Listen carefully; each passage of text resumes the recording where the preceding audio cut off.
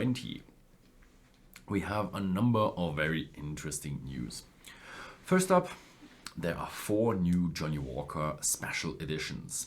That's because Johnnie Walker has its 200th anniversary. And they have 1 new bottle design and 3 new created whiskies. First of all, the Blue Label 200th anniversary. Kind of a no-brainer.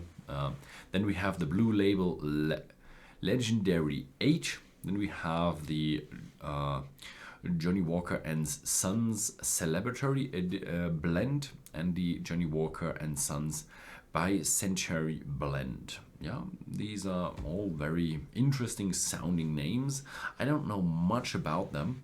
Hopefully we'll find them on the cask here and I can tell you all about it then. So stay tuned, we will find out more about these bottles. Next up, we have a good news about the general industry of the Scotch whisky. More and more distilleries are now opening up for visitors. We have very big names like Glenlivet, Aberlour, Scapa, Strathila, and we've already talked about Teeling, Buffalo Trace, and Barton from the other side of the ocean. Yeah. And that is really good for Scotland because the tourism is a big part of the Scottish economy. Then we have Glen Scotia in the news. Glen Scotia double sherry cask, 11-year-old, is coming out on the market. It's 54.1% ABV. It was finished in PX and Oloroso sherry casks. It's highly limited and will be available on the market this fall. Then we have a cooperation between Ardbeg and DJ BBQ. They are starting a very smoky thing. Yeah, DJ BBQ is not a DJ, but he is actually a barbecue guru. He is called Christian Stevenson, and he's known for his barbecue recipes. And they are making an online series called Smoke Sessions, and they're featuring recipes about Ardbeg and barbecue. So let's have a look at that. It's available on YouTube. Then we have Loch Lomond brings out 5 single cask whiskies, and they're featuring the UK Swing 2020 golf tournament. Yes, every whiskey is featuring of these 5 is featuring one of the places the tournament will be held, or hopefully will be held. The bottlings are 2 highly peated whiskies, and they are all bottled in cask strength. Then we have a new whiskey distillery that is being planned. Like every week there's a new whiskey distillery. This whiskey distillery will be built near Edinburgh. Yes, and for everybody who knows the series Outlander, it will be featured in the Mid-Hope Castle that is very famous for being in the Outlander series.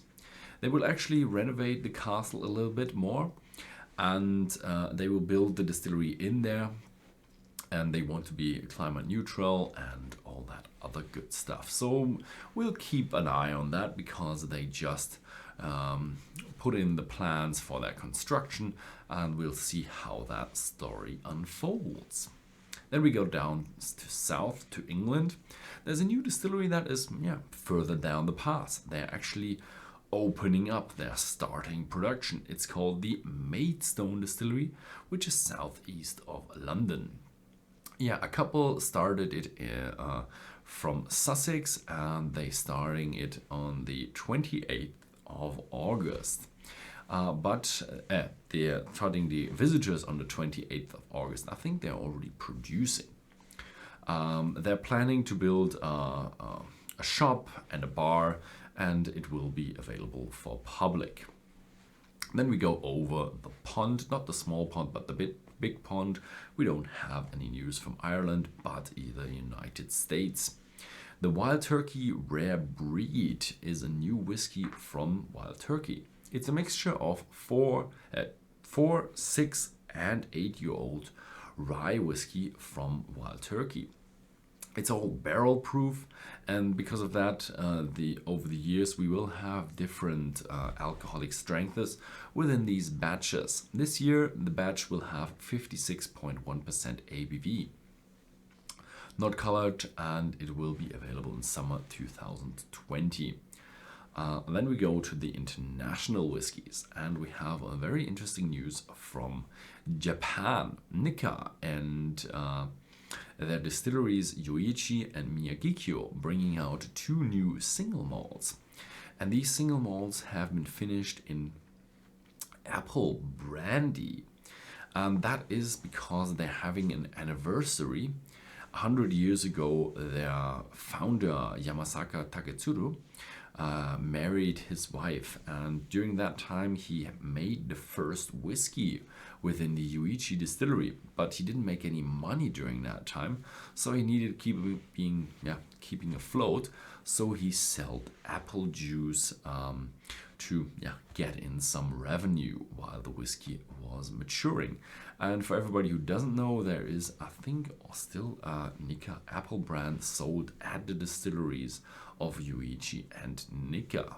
It's not a well-known fact because it was just a small time when they did this stuff with the apple juice. Yeah, that was it for today. I'm back home again. Thank you very much for watching, and see you next time.